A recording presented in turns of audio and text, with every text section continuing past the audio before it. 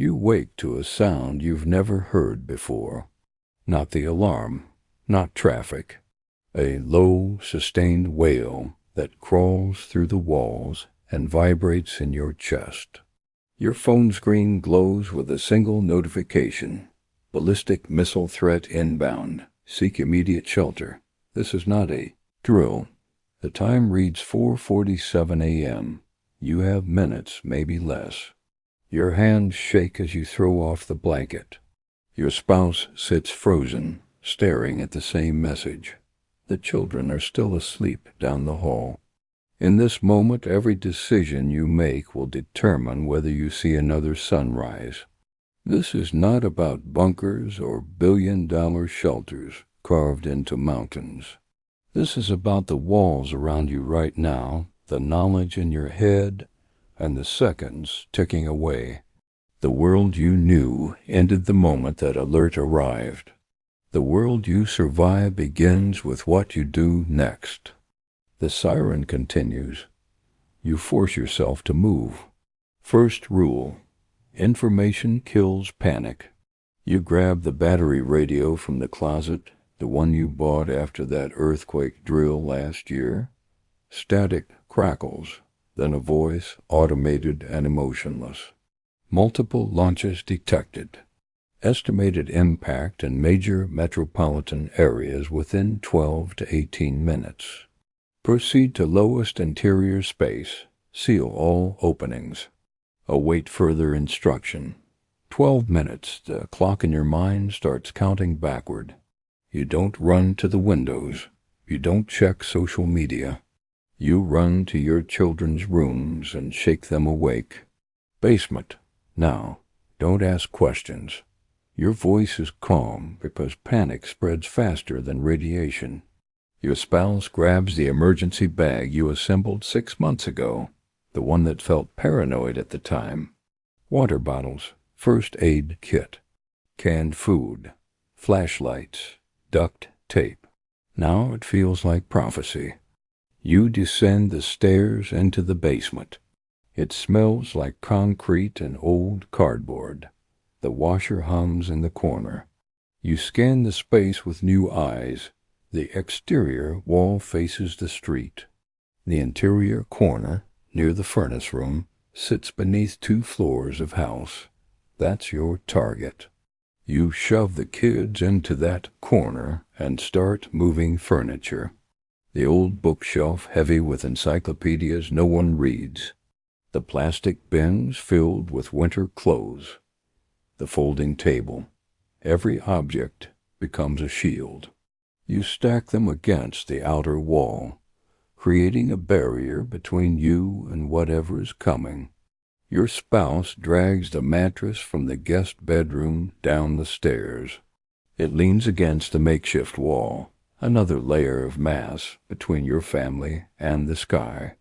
The children watch silently. They don't understand the physics, but they feel the urgency. You check your watch. 7 minutes have passed. 5 remain. The radio crackles again. Detonation detected.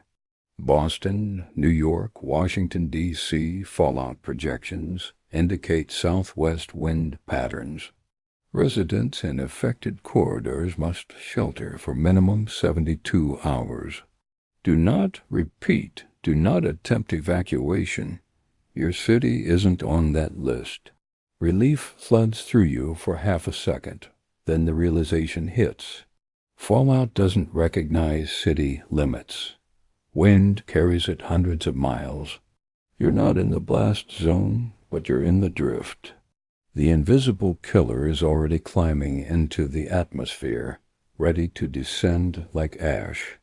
You seal the basement door with duct tape, pressing it along every edge. You stuff towels along the bottom. You cover the small window near the ceiling with plastic sheeting and more tape. The air will get stale, but radiation poisoning will kill you faster than carbon dioxide. You can ventilate later after the first wave passes. Right now, every gap is a doorway for death.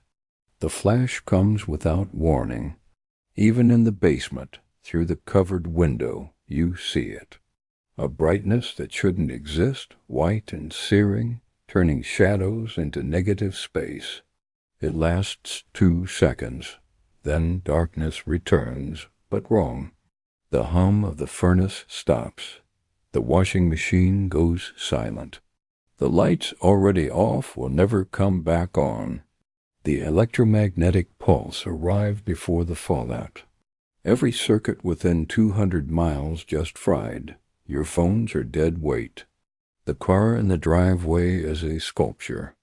The refrigerator upstairs is a tomb for spoiling food. You click on the flashlight. It works. Analog technology survives. The battery radio still hums with static. Outside you hear nothing. No cars, no sirens. No voices, just a silence so complete it feels like the world itself stopped breathing. You gather your family in the corner. The mattress forms a roof above you. The bookshelf and bins form walls. You are inside a cocoon of ordinary objects that have become extraordinary. Your daughter asks if the house will fall down. You tell her no. You tell her the house is strong. You don't tell her that even if it weren't, leaving is not an option. The fallout is already descending. Invisible particles of irradiated soil and debris, lofted miles into the sky by the heat of the blast, now raining down across the region. Each particle emits gamma radiation, the kind that passes through skin and disrupts cells. Outside, a person would absorb a lethal dose in less than an hour. Inside, behind these walls, behind this mass, the exposure drops by 90%. The math is brutal, but simple. More material equals more life. The first hour crawls. You ration the water, taking small sips. You open a can of beans and pass it around with a single spoon. The children don't complain. They sense the gravity. Your spouse checks the radio every 10 minutes. The same message loops. Shelter in place. Do not venture outside. Fallout is heaviest in the first 24 hours. Radiation decays rapidly but remains dangerous. You explain this to your family in the simplest terms. The bad dust is falling. It glows with invisible light that makes people sick. We stay here until it stops glowing. Time is our weapon. Every hour we wait, the danger outside drops. After 7 hours, it will be 1/10 as strong. After 2 days, 1/100th. Patience is survival. You think about the people who didn't make it to shelter. The ones caught in traffic trying to flee the city. The ones who stood at their windows watching the flash. The ones who didn't believe the alert, who thought it was a hoax, who scrolled through Twitter instead of moving. You think about the blast zones where entire neighborhoods turned to vapor in a fraction of a second. But you also think about the spaces in between, the zones where people survived the initial blast but didn't understand the fallout. They are walking outside right now, thinking the danger has passed, breathing in particles that will kill them in days. Knowledge is the difference. You read the civil defense manuals. You listen to the experts no one wanted to hear. You prepared when preparation felt absurd. Now, in this dark corner of your basement, those choices are paying dividends measured in heartbeats. The second day is harder. The children grow restless. The air is thick and stale. You crack the plastic sheeting for 5 minutes, just enough to let fresher air seep in, then seal it again. The radiation levels outside are still deadly, but dropping. You use this time to inventory supplies. 12 bottles of water, 9 cans of food, 2 boxes of crackers, a jar of peanut butter, enough for 5 days if you stretch it. You hope you won't need 5 days. The radio reports that emergency shelters are opening in designated zones, but travel is still not advised. The roads are clogged with abandoned vehicles. The fallout has contaminated every surface. Decontamination stations are being established, but slowly. Infrastructure is a memory. The grid is gone. The pipes still hold water, but for how long? You fill every container you can find, knowing that once the pressure drops, the taps will run dry. Your spouse asks the question you've both been avoiding. What happens when we leave? You explain the protocol. When the radiation drops to survivable levels, you move quickly but carefully. You wear multiple layers of clothing. You cover your nose and mouth with damp cloth. You avoid touching anything outside. You move toward the designated shelter points, listening for official guidance. When you reach safety, you strip off the outer layers and seal them in bags. You wash your skin with soap and water, gently, avoiding hot water that opens pores.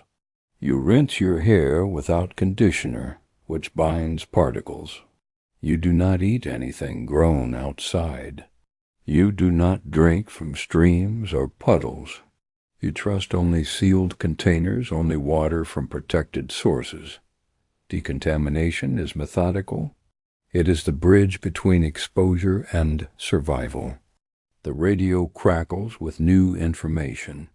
72 hours have passed. Radiation levels in non-blast zones have dropped to manageable levels for short-term exposure. Evacuation corridors are opening. You gather your family and prepare to emerge. Before you remove the tape from the door, you dress everyone in layers.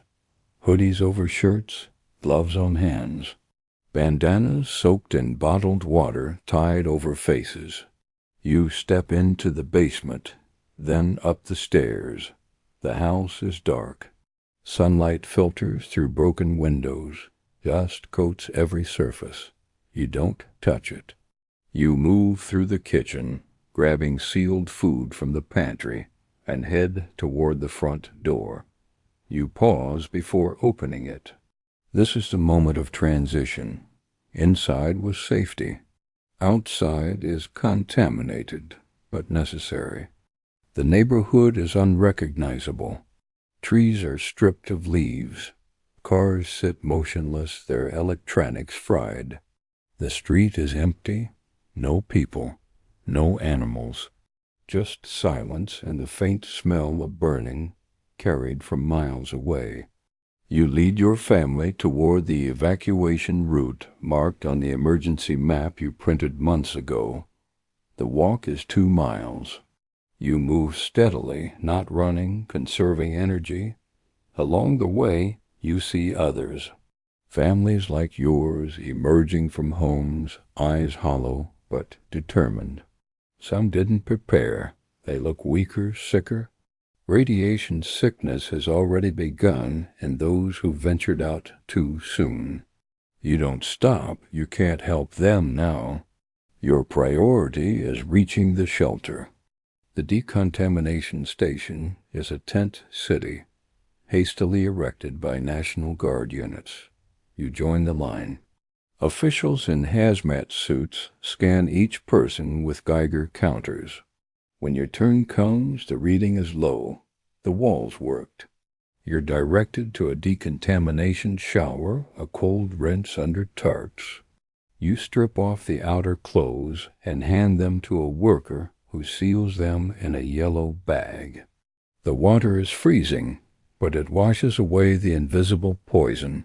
You dress in the clean clothes provided, second-hand but uncontaminated. Your family is processed the same way. When you reunite on the other side, you are alive. You are among the fortunate.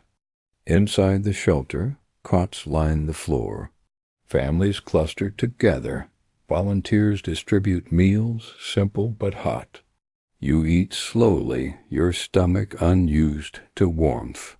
The children fall asleep almost immediately, exhausted by the ordeal. You and your spouse sit in silence, processing what just happened. Around you, people talk in low voices, stories of loss, entire families that didn't make it, friends who lived in the blast zones. The scope of the catastrophe is too large to comprehend. Millions are gone. Cities are ruins. The government is operating from bunkers, trying to coordinate relief, but the systems are shattered. The old world, the one with electricity and grocery stores and gasoline, is gone. The new world is rationed food, communal shelters, and the slow work of rebuilding. You think about the bunker myth, the idea that only the wealthy could survive. You survived in a basement with books and mattresses.